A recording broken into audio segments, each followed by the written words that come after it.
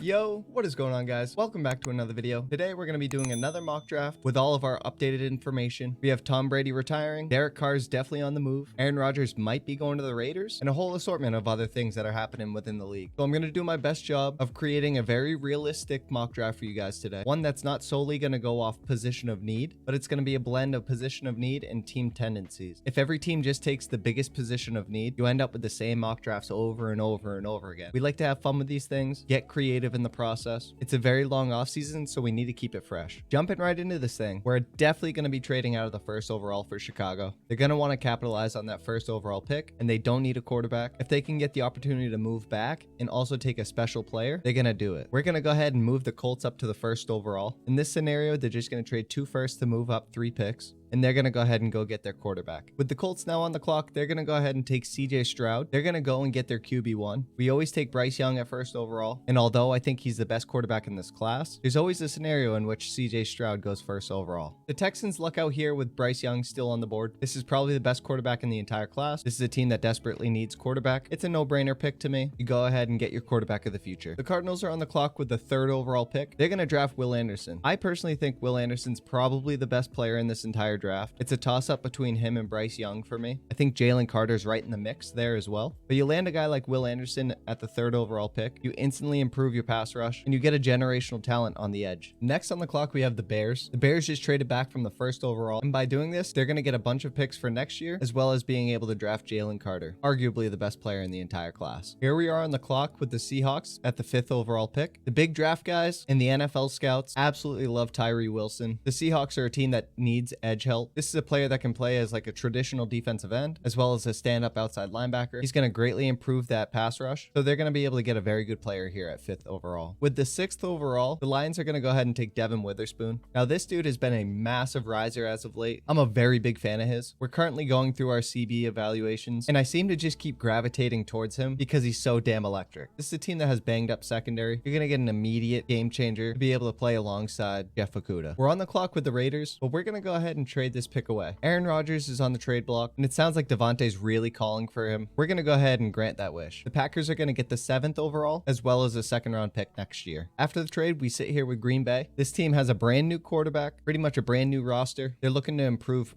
almost everywhere, but we're going to go ahead and take Myles Murphy. You can never have too many good pass rushers, and to be able to get Myles Murphy on that defensive line, as well as get a 2nd round pick next year, I think that's a good start of resetting your franchise. The Falcons are on the clock, and this is a team that I'm never going to stop drafting a pass rusher for this team. They desperately need the help. They can't get after the quarterback, so we're going to make a splash play here. After watching the Senior Bowl practices, I was very impressed by Will McDonald. He's going to make a debut here in our mock drafts. He was routinely beating up Darnell Wright. That's a right tackle that I am absolutely obsessed with. Darnell Wright is a first-day offensive tackle without a doubt in my mind. But Will McDonald really just blew up all week. He was so dominant in his one-on-one reps. He had a very successful college career, just constant production. He is a 5th-year guy, so he's a little bit older, but I think he has a chance to get drafted in the top 15. Teams are always looking for good defensive ends or edge guys, so I really liked what I saw, and you got to keep an eye out for this guy. We're sitting here with a 9th overall pick. The Carolina Panthers have both Will Levis and Anthony Richardson on the board. We're going to go ahead and take the better prospect of the two. My hot take is that Anthony Richardson is a better prospect than Will Levis. Now, I know the scouts love Will Levis, but I think with Anthony Richardson, you're getting a younger, higher upside, one-of-one athlete that falls to you here at 9th overall. I think you can go ahead and take the risk. Frank Reich just got his job. He's sick and tired of doing that quarterback carousel with all the vets. He's going to go ahead and just take a freak athlete. We're on the clock here with the Eagles, and both of their corners are aging. James Bradbury was phenomenal, but he's off contract. Are they going to pay him big money? I'm not so sure. Darius Slay's also 32 years old. We're just going to take Joey Porter Jr. here. I think the top 3 corners in this class are kind of in the same tier, but the Eagles are going to go ahead and get one of the top 3 guys. I love taking tackle here at 11 for the Titans, but I also think it's fair to address the wide receiver room. Robert Woods is a shell of his former self. Treylon Burks had a slow rookie year, although I think he has a chance to be a really good player. We're just going to add to that wide receiver room. We're going to take Quentin Johnston and go all in on that passing attack. You can't always just rely on Derrick Henry as he's getting up there in age. He probably still has a couple years left of doing the thing he does, but I think getting a guy like Quentin Johnston here at 11, that's a fair price for an elite wide receiver prospect. We're on the clock with the Texans after taking Bryce Young. There's a lot of Laramie Tunsil rumors going around. He might be available for trade. It sounds like people are going to be calling regardless, but that team needs some offensive line help, whether he's on the roster next year or not. We're going to go ahead and get them an offensive tackle who's very versatile, one that may project better as a guard than a tackle, and that's going to be Peter Skoronski. We're sitting here at 13 with the Jets. This team needs a quarterback. Will Levis is still available, but we're not going to go that direction. Will Levis is a similar prospect to Zach Wilson. He has a lot of the same traits, the big arm, the high upside. But for this mock, we're going to go ahead and assume maybe they land Derek Carr or maybe Jimmy G. I'm not really sure what they're going to do long term at quarterback, but it seems like they're a prime candidate to bring in a vet. That defense is ready to roll right now, so we're just going to get them an offensive tackle once again. Paris Johnson Jr. going to the Jets. They're going to shore up that left tackle spot. The Pats are on the clock. This team needs a tackle really bad, but we're not going to go that direction in this mock. They also desperately need a cornerback. You need an elite cornerback to pair up well with the wide receivers that are in the AFC East. Although I think Jonathan Jones is a good player, Jack Jones has character concerns, and Marcus Jones is more of a slot guy, we're going to go ahead and get him a surefire boundary corner. I think Christian Gonzalez going to the Patriots is a smart move. He has a chance to be a superstar boundary corner, and it's a position that we definitely have to address sooner than later. We've mocked Michael Mayer to the Packers before. We're going to go ahead and do that again here. He's arguably one of the best pass catching weapons in this entire class. The team could use an elite tight end prospect like Michael Mayer, but not only that, he can block, and he's also going to be a great safety blanket for Jordan Love. We're going to stop the fall of Will Levis here at 16. The Washington Commanders are going to have Will Levis fall right in their lap. I'm a Sam Howell fan. They've made it clear that that's their quarterback moving forward, but there's no guarantees when it comes to the NFL draft. This team has a lot of needs on the offensive line. They need corners, but when you can get a quarterback prospect that's supposed to be in the top 10, falling to 16 here, I think you got to take the value. And even though I think Will Levis is a project, I'm not sure that Sam Howell is any better. Mike Tomlin fell in love with the right tackles at Senior Bowl this week. He paid a bunch of attention to DeJuan Jones and Darnell Wright, so it really felt like his mind is on the offensive line here in the first round. We're going to take a big leap here on DeJuan Jones. This is a guy that came in at 6'8", had the widest wingspan of all time at the Senior Bowl. He looked absolutely dominant in all of the reps in the one-on-one, so he's going to be drafted here at 17. The Raiders took Alex Leatherwood way higher than he was supposed to go. Teams do silly things at offensive tackle, but we're going to have some fun.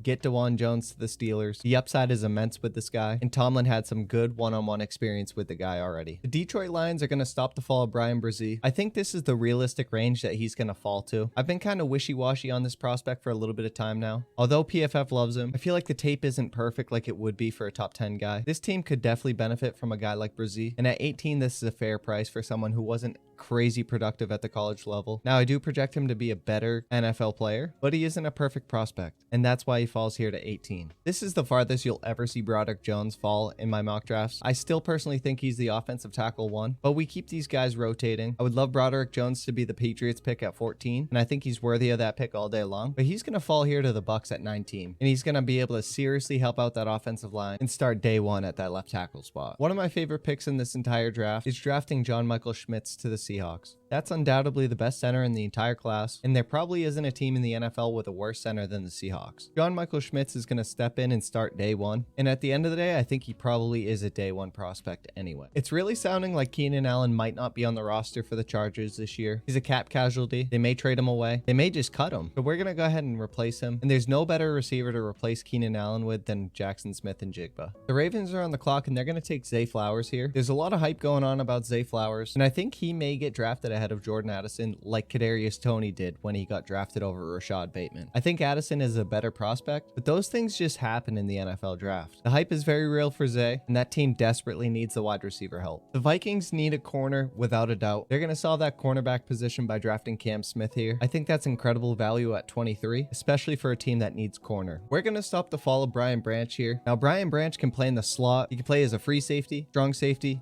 in the box. He could probably play boundary corner if you asked him to. I really like Andre Sisco. I like Tyson Campbell, but I think you're getting an impact player day one at such a fair price here at 24. I love mocking Jordan Addison here to the New York Giants. This player fits their mold so well. They're lacking at wide receiver worse than any team in the NFL. If Jordan Addison's sitting here for the Giants, don't even think twice about it. Bijan Robinson going to the Cowboys. You heard it here first. This has been my prediction for probably a full year now. I think there's no way that Jerry Jones doesn't look at that kind of player and think about all all the marketability, think about the bell cow usage, and just think about the overall upside on offense. Now, the team really needs wide receiver, but Bijan does add a wrinkle to that offense. He's going to be a really good security blanket for Dak. I think he's just too rare, too special of a prospect to fall any deeper than this. I just don't think the Cowboys stare at this guy and pass on him. I'm not having fun with the Bills anymore. They're getting a right tackle. Darnell Wright is a day one prospect. I think he's a very special right tackle. He absolutely doghoused Will Anderson anytime they played. He looked really good at the Senior Bowl. He just checks too many boxes, and the Bills have one of the worst right tackles in the entire NFL. Same story here for Joe Burrow. Anton Harrison, this is probably the range that Anton Harrison gets drafted, somewhere in the mid-20s, even though I think he's a little bit better than that. Joe Burrow's going to get an immediate left tackle starter. He excels at pass protection. That sounds like a win here for the Bengals. The Saints make their debut in my mock draft. This team's a few years away from competing. They don't really have a quarterback that's worth a damn on their roster. They need some defensive pieces. They could use another wide receiver, offensive line help. Cornerback's a big need for them as well. But since I think this is a little bit of a slow rebuild here, we're going to take a very safe pick here late in the first and go with a day one starter at guard and take Osiris Torrance. Now, Torrance is probably the best guard in the entire class. NFL teams always draft guards in the first, even though people say the value is terrible. It's just one of those things that happens. The Saints are probably already looking forward to 2024, looking at guys like Drake May or Caleb Williams. So they're going to go ahead and get a starter. I think it's pretty easy to project a guard to the NFL. So they just get a technical safe pick here. It's boring, I know, but if you're in a slow rebuild, I think it's fair to take an offensive lineman. We're on the clock here with the Chiefs. This team needs wide receivers, needs some linebackers, needs some corners, but we're going to go ahead and just get them a weapon. Mahomes has proven that he doesn't need game-changing wide receivers, but we're going to go ahead and get him a special running back. A player that I really like in this draft is Jahmyr Gibbs. He can play from the slot. He's an elite pass-catching running back. I think the Chiefs just lack at that running back spot. I know that Isaiah Pacheco has some splash plays here and there. He kind of runs blindfolded to me. This team is always looking to add to that running back room.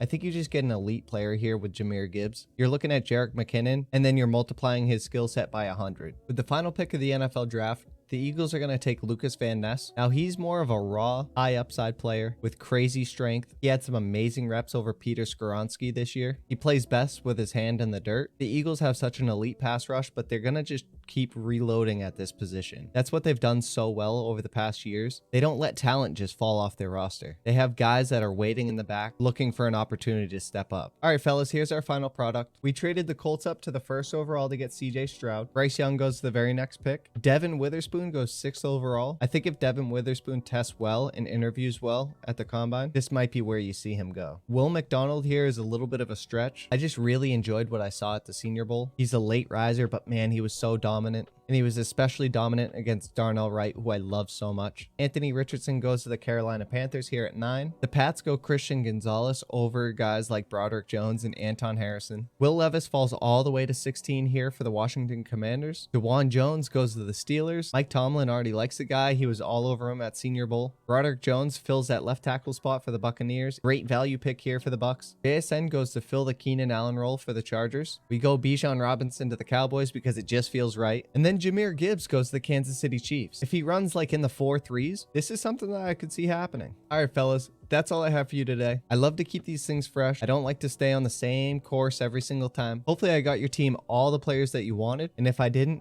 maybe I'll catch you in the next one. Peace.